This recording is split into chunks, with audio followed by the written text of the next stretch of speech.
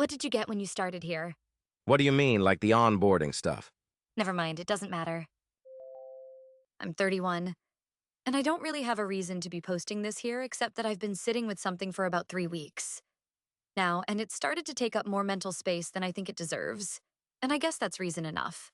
I work remotely, which means I spend most of my day in a small room with a desk and a window that faces a neighbor's fence, and the line between thinking about work and just thinking gets blurry in a way that I didn't fully anticipate when I took this job.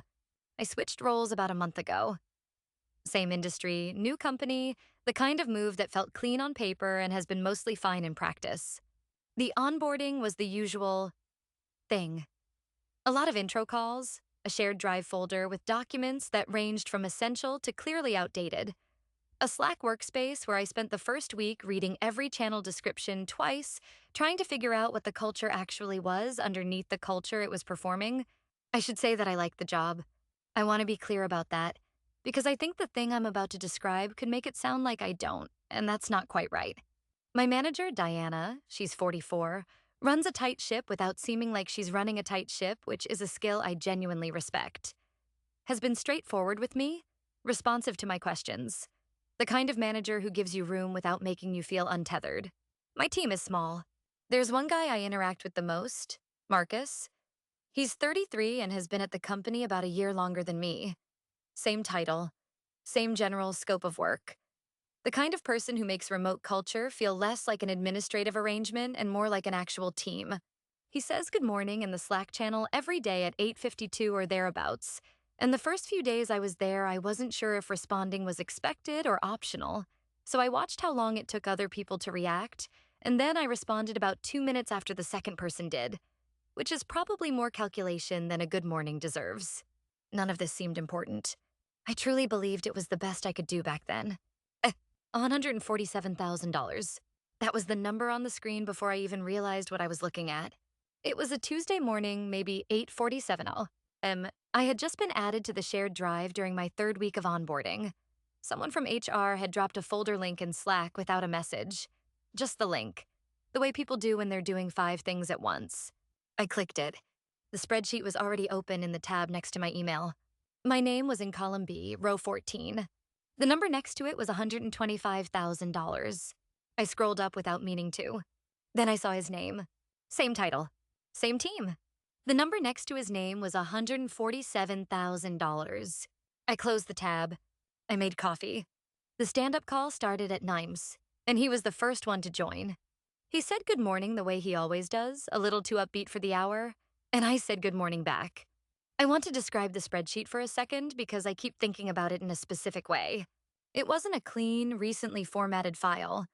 The column widths were uneven in that particular way that means several different people have adjusted them over time, and none of them agreed on what mattered.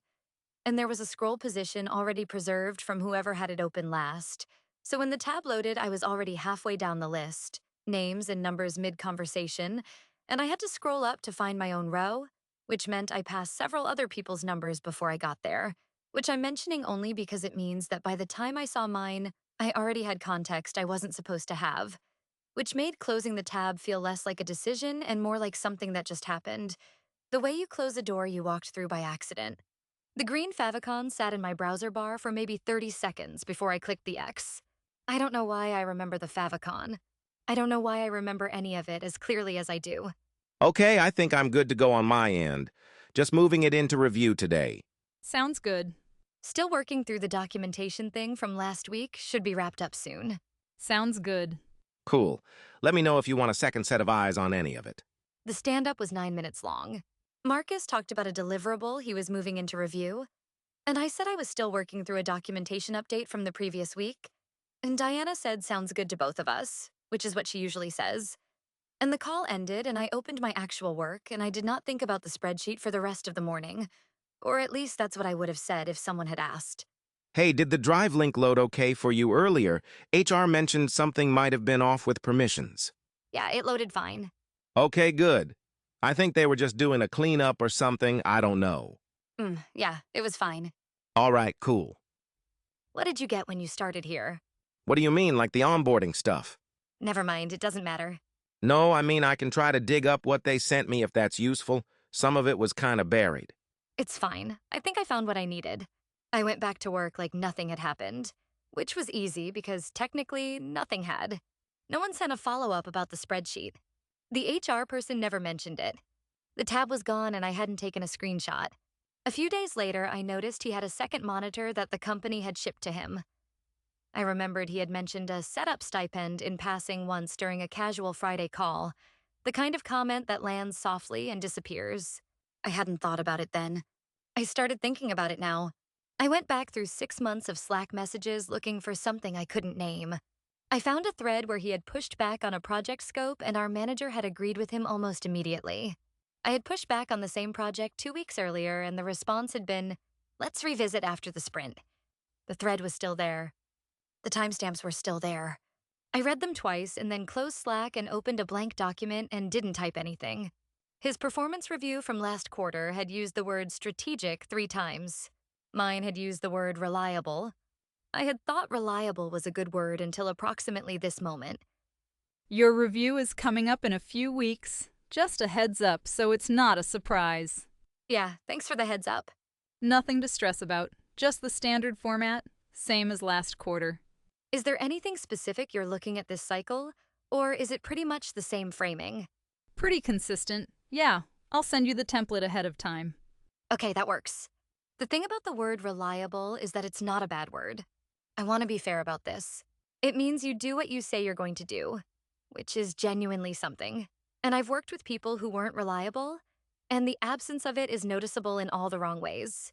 But strategic is a word that appears in conversations about people who are going somewhere, and reliable is a word that appears in conversations about people who will be fine where they are.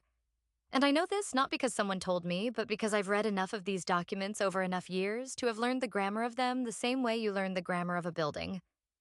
Not from instructions, but from moving through it long enough that you stop needing to think about which way the doors open. His review had also used proactive. Mine had used thorough. I sat with that for a while and then I closed the document and made tea and stood at the window looking at the fence. I started noticing the monitor on video calls. It's in the background of his camera frame, slightly off to the left, a larger screen than the one he's presenting from.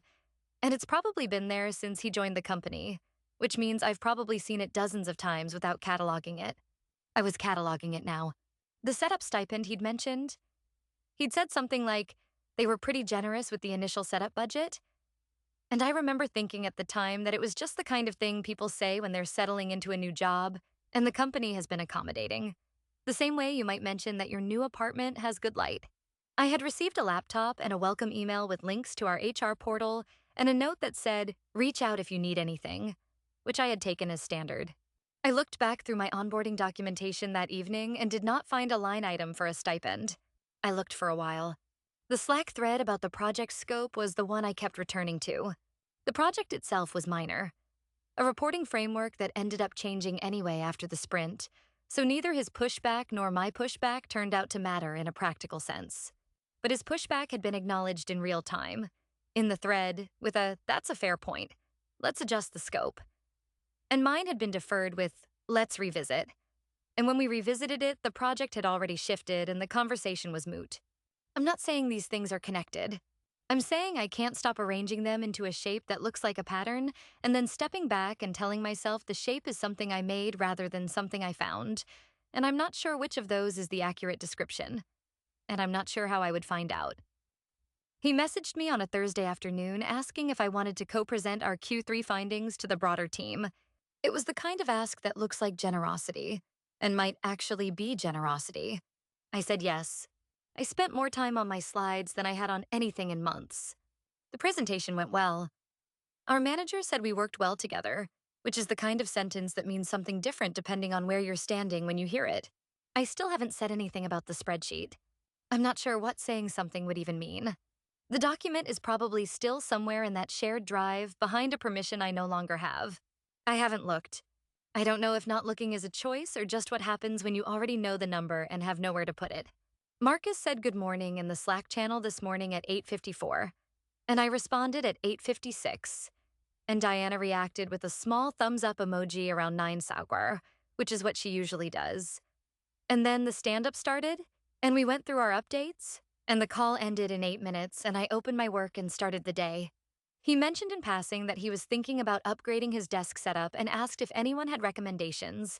And two people responded with monitor arm brands, and I typed a suggestion, and then deleted it, and then typed it again and sent it.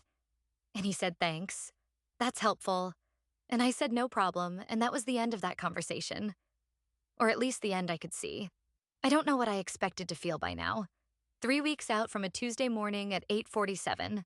But I noticed that the number has become a kind of unit of measurement I didn't ask for and can't set down. Not in a dramatic way, just in the way that certain information rearranges the furniture in a room you thought you already knew. And then you keep reaching for things that aren't where they used to be. And you can't decide whether to move them back or just learn the new positions. And in the meantime, you keep going to work and you keep saying good morning and you keep presenting your findings to the broader team and you say, "We work well together." Back when it's said to you, or something like it. Because what else is there to say? And the spreadsheet is still somewhere in that drive. Probably, with its uneven column widths and its preserved scroll position and the green favicon, and Marcus's number still sitting there in whatever cell it's in. And the question of whether any of it means what it looks like it means is still exactly as open as it was at 8:48 when I made my coffee and waited for the stand-up to begin.